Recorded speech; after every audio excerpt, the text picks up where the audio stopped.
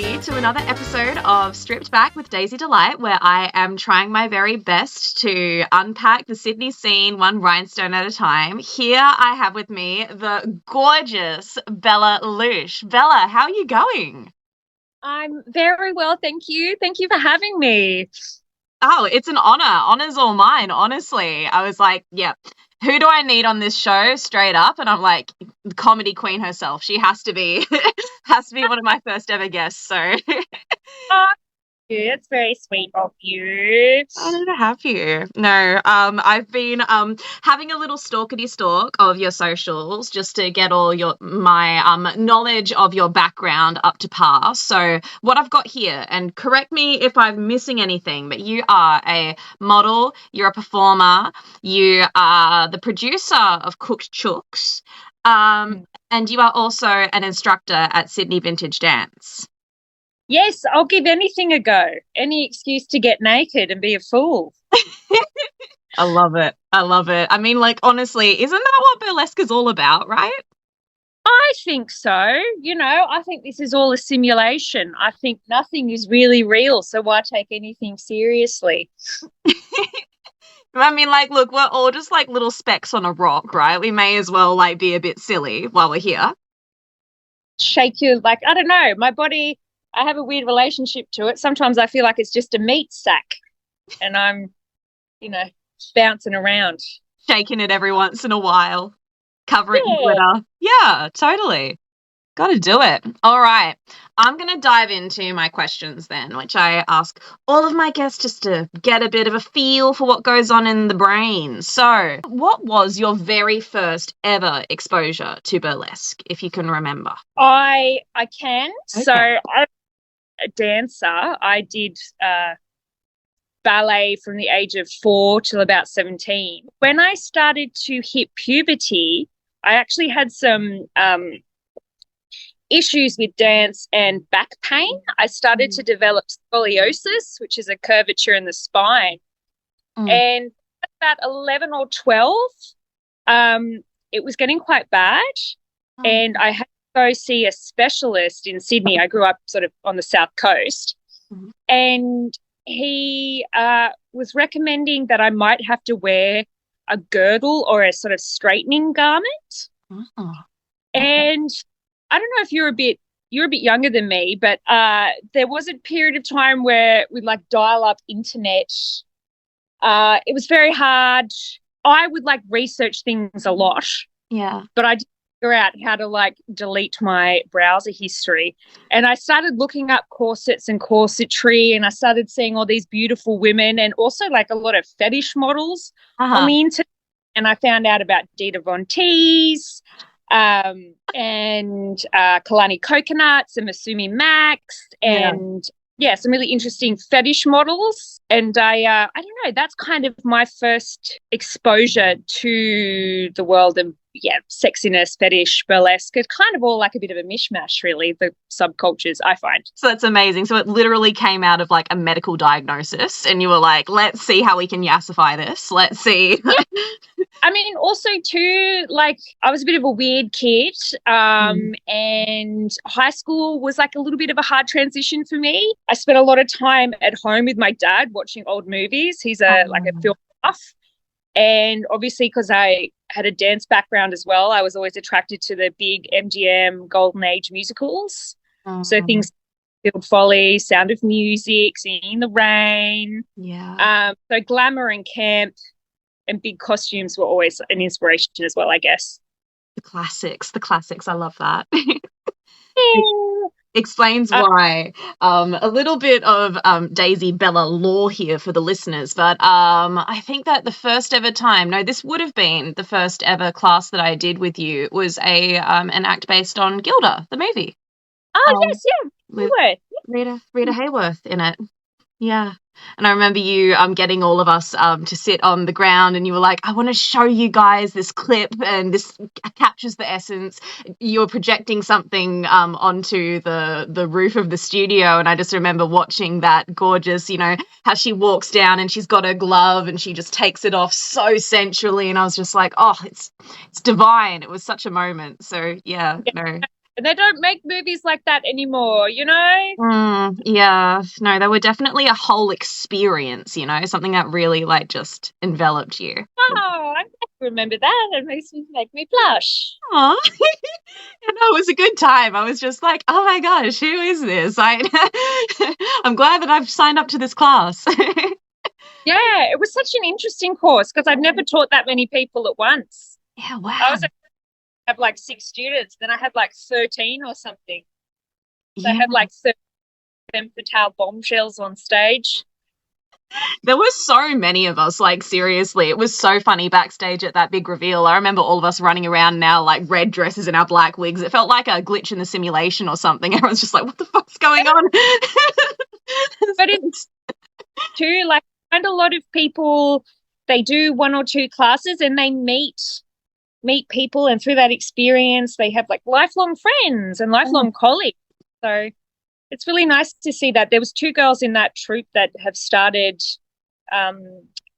Gypsy and Betty. They've started like the Sydney Comedy Collective.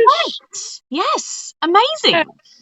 Yeah. No, it's so cool. It's like you're watching everyone's origin stories unfold, like from a little little viewer. Yeah, because in your list of things you were talking about what was your first class you went to, and I actually never really went to a burlesque class. No way. Yeah. So I saw some shows, and I was doing like a acting degree. Mm-hmm. I was finishing up, and everyone was like getting agents, or moving to the US to do more study, and I just couldn't see myself going to cattle call auditions. Yeah. And I see myself, I was like, I don't know if I want to work on a soap or just do like Coles or McDonald's ads for the next 10 years. And I sort of just started telling people I was a burlesque performer before I even booked a gig, because I was like, oh, well, I've told too many people, now I've got to do it. So I just came up with an act and I started giving it a go, and I just started badgering producers to put me on their lineups, and eventually people started paying me, which was really cool. That's incredible. But I just sort of came up with this like little recipe. I was like, okay, I'll pick a party banger song. I'll like have a certain color. I'll have a little 3-act like mini play, maybe sprinkle some pop culture references and some personal trauma in it, and I'll just do these like little shows. And that's kind of how I started. That's incredible. So just the epitome of fake it until you make it. You were just like, yep, manifest it. Lots of YouTube videos, watching like Betty Page or the original 1950s to 60s in burlesque dance, but also going out. I mean, it's very different now. I was talking to my friend Matt. In the early 2000s through to the like early 2010s, there was a really strong queer punk burlesque scene. So some strippers late 90s, early 2000s started this event called Girlesque. They would hire their friends and to be part of these shows that were women only. But they wild theatrical narrative acts that they couldn't really do at the strip clubs. Yeah. Hell yeah. So I'm sure have you heard of Imogen Kelly? Yes, I have heard of Imogen Kelly. Yeah.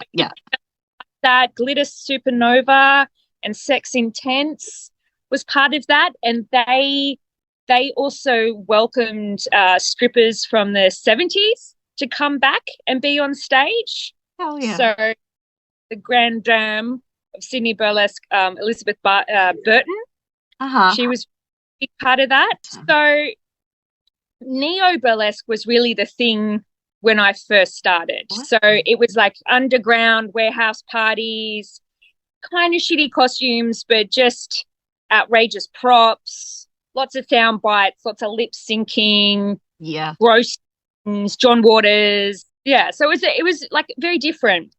Absolutely. And that's the thing that I love so much about burlesque is that it means so many things to so many different people, you know, like you can have that image in your mind of, oh, it's so glamorous and the fans, but also it can be so freaking stupid and outrageous and silly and just over the top. It's such a flexible art form. So it's really cool to hear about that other side of it. Yeah.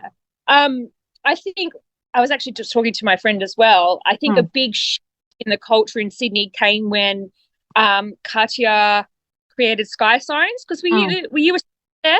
I was a Sky Sirens babe for a little bit. I tried to be a Lyra girl for a while, which is wild to think about. Yeah. Yeah. I mean, her style is definitely different to me, but she committed to something and she really built something amazing with that studio, a real dedication to glamour and honouring the sex worker roots, or the original sort of classic burlesque roots. Yeah. And I think she's just a force of nature when it comes to marketing, and just created like a whole other facet to the scene in Sydney.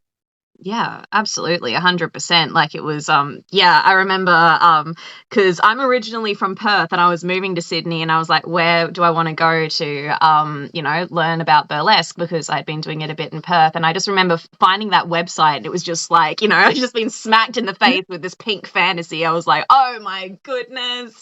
Yeah, honestly, it was incredible. All right. So how did you get your burlesque name? How did Bella Louche come into existence? So, do you know who John Belushi is? Yes, I do. Blues Brothers. So I liked his name. Yeah. And I originally wanted to call myself John Benet Belushi. Do you know who John Benet Ramsey is? Yes. Oh my gosh. Yeah. That's what I wanted to call myself. Yeah. And then I was like, maybe that's too much. Maybe that's a bit too much of a drag name. And then, I don't know, everyone goes through this like wanky wanting to be French phase. I think it's probably just part of being a white middle class chick, is you're like, oh, Paris, oh, oui, I'm wearing a fucking beret. I was like, I like louche and I like that kind of sound. And there's a French word louche, which has a multitude of meanings. So most commonly it's like a reference to absinthe, which was a drink choice for bohemians in the Belle Epoque era, so early 1900s. And louching is where you get a liqueur like absinthe or ouzo or like a clear sambuca, and when you put it in water, it turns clear. Mm-hmm. French, it can also mean like shady and mysterious. Hell yeah. But went to France, they said, oh, it also means cross-eyed, and it can also mean soup ladle. What? So I was like, oh, I guess that fits. But yeah, again, it was just one of those things where I was like, I'm just going to give this a go. I was going to call myself Bella Louche, as in the shady. But as soon as I walked on stage, the MC said Bella, and I went, oh, well, that's it now, I guess. Fuck it. I guess I'm going to just roll with it. Roll with it. Anyway, sorry, that was probably a really rambling answer, but no, you're fine. Like with most things in my life, I think things are a cheese dream sort of mishmash mess of stuff. And it somehow works. It absolutely does. You know, your name, I don't know if you get this a lot, but it always reminds me of dolce de leche, the caramel. I always think of louche, leche, so I always think of caramel when I think of you. Nice. At one point, I was getting called Boosh. Oh. So just at the Bella. I don't know. Like the mighty Boosh. Yeah, kind of. Yeah. But yeah, just Bella Louche these days. Loves it. All right. So we touched on this a little bit earlier, but I want to know more details. So what actually was your first solo act? What actually happened in this? All right. So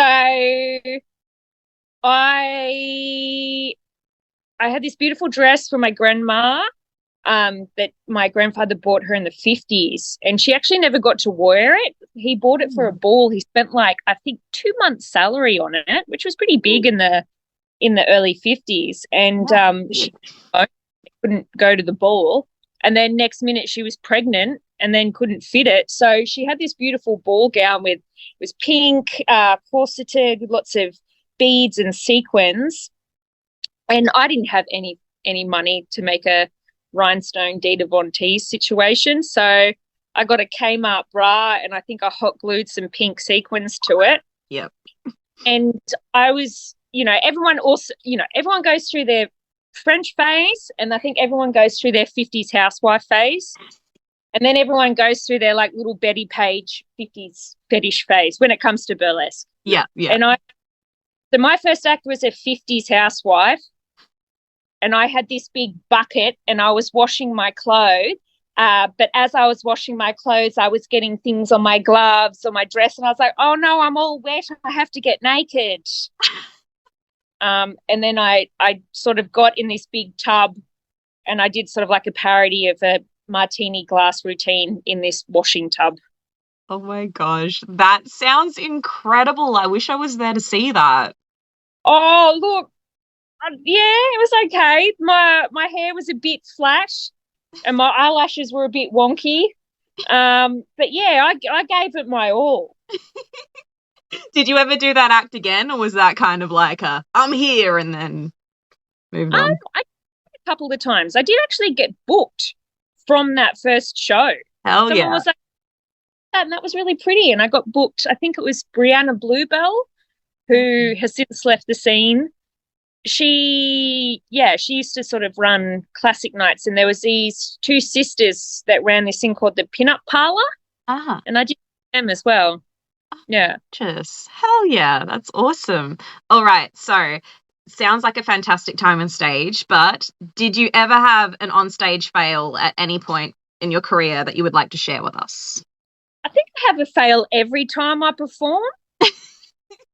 And I like that the first couple of times you get upset, and then you just realize that that's the nature of taking clothes off on stage, because you don't normally you don't design clothes to be seen to be taken off, maybe lingerie. But things can always go wrong, and if they can, they will, whether it's the music or your shoe breaking. My shoe often breaks. My thighs, I don't know what it is, but they just don't like stockings, and stockings roll down. A lot of wigs migrate around or off my head. Yeah, I mean, look, the funniest mishap I had was someone booked me for their dance school showcase. And I said, okay, it's burlesque. And they were like, yeah, just do a classic striptease. I think it was to Burning Down the House, Talking Heads. Okay. Anyway, I turned up at this thing, and it's at an RSL, and there's all families with children there. What? Like, what am I supposed to do? Because I'm literally taking my clothes off. It's not for kiddies. And they were like, oh, just take some of your clothes off. And I was like, okay.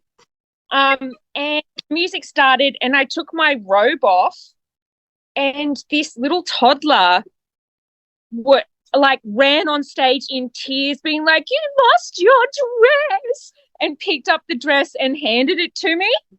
And I was like, and everyone was laughing. She completely stole the show. And then I took the dress off her. I went, oh, thank you. And then when she ran back, I dropped it, and then she cried again and came back on. So, I mean, I guess the lesson is, when things like that happen, you just incorporate it into the magic. Honestly, that sounds like an amazing concept for a comedy act. Someone takes something off and then they give it back. Like, no, you lost it. No, I'm taking it off. Yeah, look, I thought she's probably too young to explain the mechanics of burlesque too. But anyway, hopefully she hasn't been scarred for long. Oh, bless her little soul. I hope she's doing well out there, wherever she is. I'm sure she is. She's probably a burlesque performer now. Yeah, honestly, she's probably already in the scene. Goodness gracious. All right. Do you have a favorite costume that you've ever worn? I mean, I have a really beautiful costume that I got my friend Rita Fontaine to make. So I sort of designed it, and then she made it, but we made it via long distance. So she made this beautiful sculptural piece inspired by Balmain and Ziegfeld Follies, and it was encrusted with rhinestones and tassels and netting, and it looks beautiful, but it's almost impossible to dance in or strip out of. So my favorite costume, but it's not my favorite costume to perform in. God, it sounds like it would be heavy. It's heavy. I walk on stage and I just have to, like, I'm selling the garment, and that's the act. So I'm like a flailing inflatable arm man, and I like to dance a lot, and I like to be silly. I just have to be pretty and stand there and take things off very slowly. But it's absolutely magnificent. She's an amazing costume designer. Oh, gorgeous, gorgeous. I have to see this at some point. You've sold me. This sounds incredible. Your picture is nice. Oh yeah. All right. So you love to dance, obviously. Do you have a signature dance move or a favorite thing that you like to do on stage? Any go-to? Yes. I'm a big fan of an aggressive pelvic thrust. And I used to do a Mr. Bean act, and I don't know, I called this move the sex tourist because it just reminded me of like a creepy middle-aged man dancing in a nightclub in Thailand or something. But I get a wide stance, and then I bring my arms up above my head, and then I do some circular motions with my pelvis. Anyway, it's very sexual but also unnerving. That's incredible. Just like the Come On Eileen routine that you taught me. I remember you literally taught us that. Yeah. Stage. Yes, you know what I'm talking about. Yeah. I remember that lesson as well. You were just like, okay, everyone, you need to spread your legs really wide, put your arms up like this, like we're doing a ritual. And I'm like, I knew this was going to be whack, but like this is next level, and I love it. Well, I think you guys did an amazing job in that, and the audience loved it. So they did. It was like, it's probably like one of my all-time favorite performances, just due to the fact that I got to run out into this audience halfway through and like spin a gymnastics ribbon and then run back like nothing happened. Like that's a classic Bella Louche. So much joy, so much silliness. Yeah, exactly. It's like, I love people who embrace the silly side of life. So yeah, no, it's always good to work with you. Oh, thank you. That's very sweet. All right. Now this might also be a bit of a loaded question. It's big, but who would you say is your biggest influence on you as a performer? I would say my friend Sheena Misdemeanor. Whom I've been friends with for 15 years. Wow. Some of my first opportunities. And she's always really like believed in me, and she's always been a really good friend. She has a completely different style of performance, but she's really passionate about what she does, and she lives and she breathes it. And yeah, she's obviously, I mean, we met through her dance school, Sydney Vintage. She worked for, a decade to make that place happen. And she's continuing to push herself and grow and develop as a performer, and it helps me. And anytime I have an act, she always helps me out with choreography. Anytime I'm feeling stuck with an idea, she helps me workshop stuff. So, yeah, I would say she is. Aww. She's my passion. It's really lovely. It is so good to have that support. Yeah.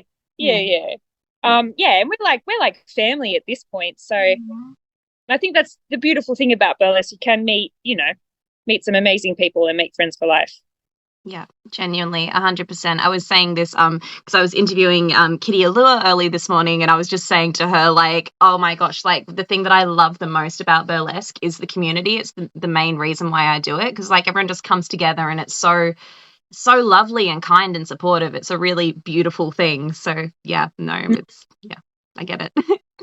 Yeah. All right. Do you have any advice for new performers? All right. I'm gonna be brave. I'm gonna say some brave things. Okay. I would say, yes, it's good to go to a burlesque class, but I think it's really good to invest in researching every art form. Absorb as much art and culture and current affairs as you can, and figure out what you want to say, what your point of view is, because otherwise it's just really empty historical reenactment stuff, and it's, you know, art therapy, and that's cool. But I think if you want to commit to being part of the scene and you want a career, think about what it is that you want to say. What makes you angry? What excites you?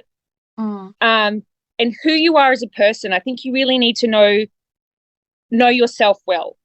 I think that those things are like, key. Yeah, totally. So yeah. Oh, and also like be committed to doing a lot of arts and crafts. Yes. So yeah. So to summarize, keep learning, research. Train in like the physical aspect of performing. Yeah, and figure out what you want to say. I love that. Got some dot points there. That's good. Bella Louche dot points to success. Part of me wants to say, fuck off, we're full. Don't do it. No way. But no. No, welcome.